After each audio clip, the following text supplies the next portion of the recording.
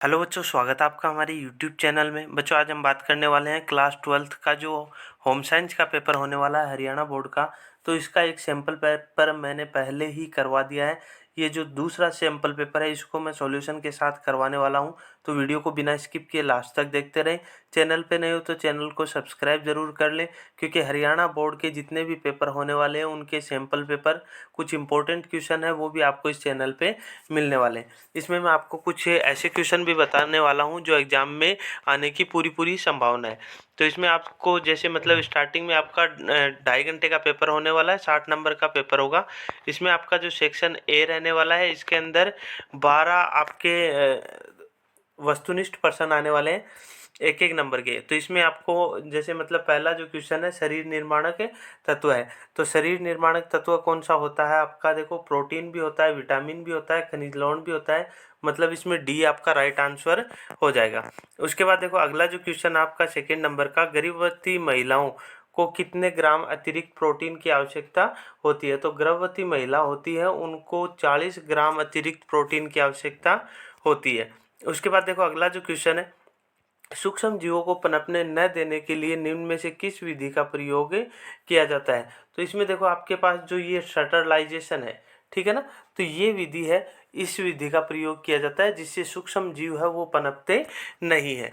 उसके बाद देखो अगला जो क्वेश्चन है आपका, स्कर्वी रोग किस विटामिन की कमी से होता है? ये आपका जो ए वाला जो सेट था उसके अंदर भी था, उसमें मैंने चारों बताए थे, उसमें बी के बारे में पूछा था, बेरी।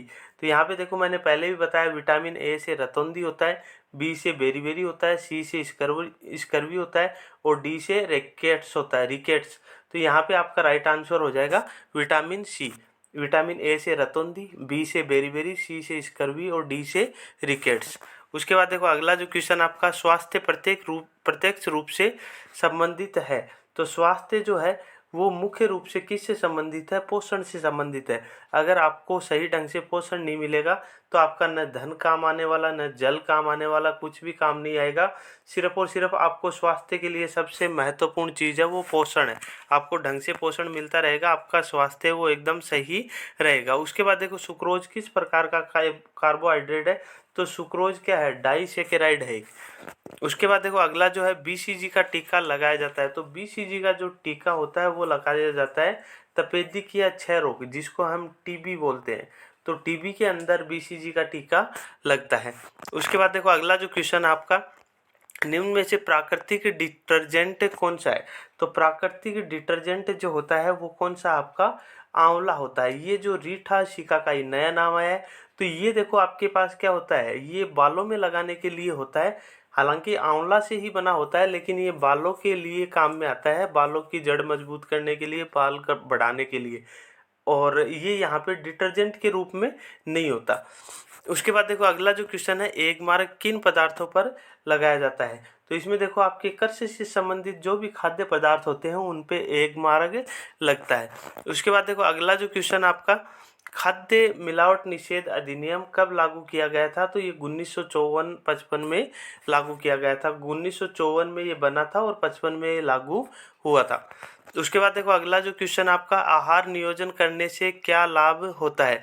तो आहार नियोजन होता है उससे, देखो आपका एक तो ऊर्जा की बचत होती है, धन की भी बचत होती है, समय की भी बचत होती है। मतलब इनमें तीनों राइट हो जाएंगे। मतलब आपका उपरोक्त सभी है, ये आपका राइट आंसर हो जाएगा। उसके बाद देखो अगला जो क्वेश्चन है 12वां, कौन से खाद्य पदार्थ जल्दी खराब हो जाते हैं? अब देखो एक तो क्या होता है, कम नमी वाले, मध्यम नमी वाले, अधिक नमी वाले और नमी रहित। नमी रहित का मतलब हो गया जिनमें नमी नहीं होती।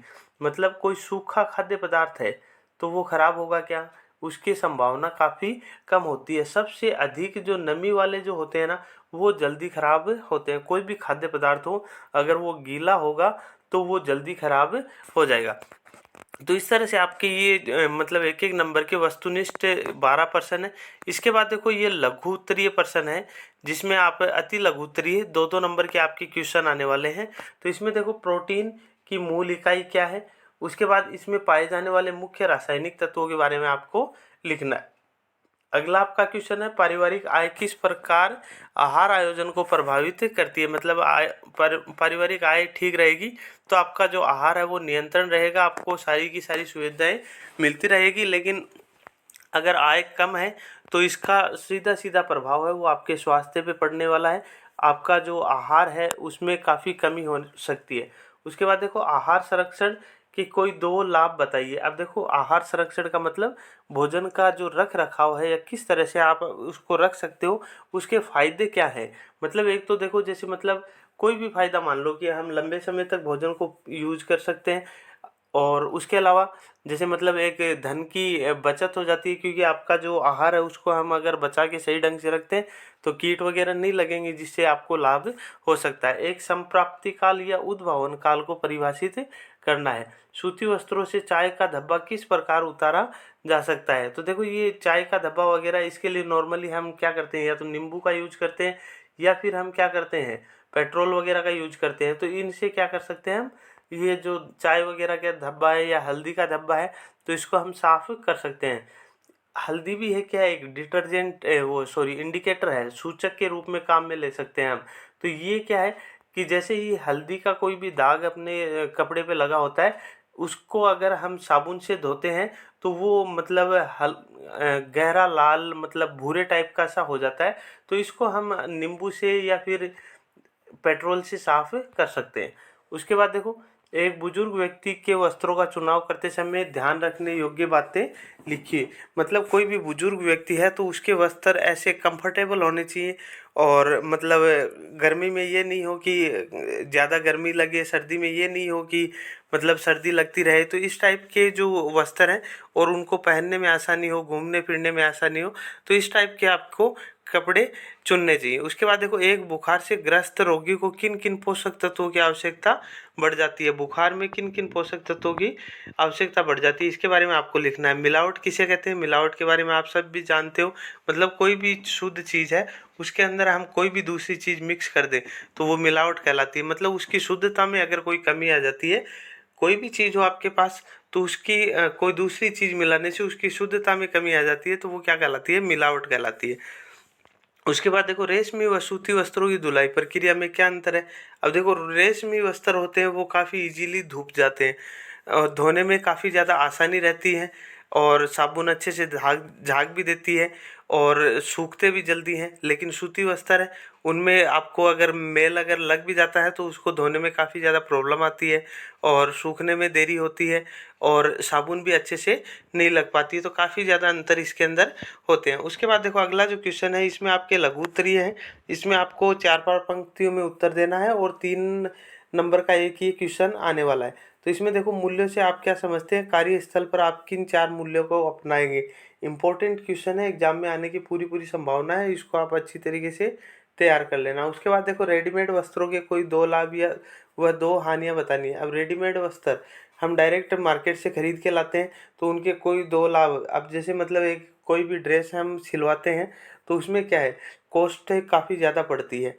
ठीक है, तो ये तो क्या हो गया, इसका फ़ायदा हो गया है ना, मतलब कम कीमत पे अच्छे कपड़े मिल जाते हैं। ठीक है, और इसमें अपने पास वैरायटी काफ़ी ज़्यादा मिल जाती है, मतलब काफ़ी ज़्यादा आपके पास मिल जाते हैं। लेकिन दूसरा हानि आपको ये बतानी है कि मतलब एक तो क्या होता है, रेडीमेड कपड़े जो होते हैं उनमें कलर फाल्ट हो जाता है। दूसरा, उनके जो सिलाई वगैरह होती है वो काफ़ी कमज़ोर होती है, जिससे वो जल्दी ख़राब हो जाते हैं।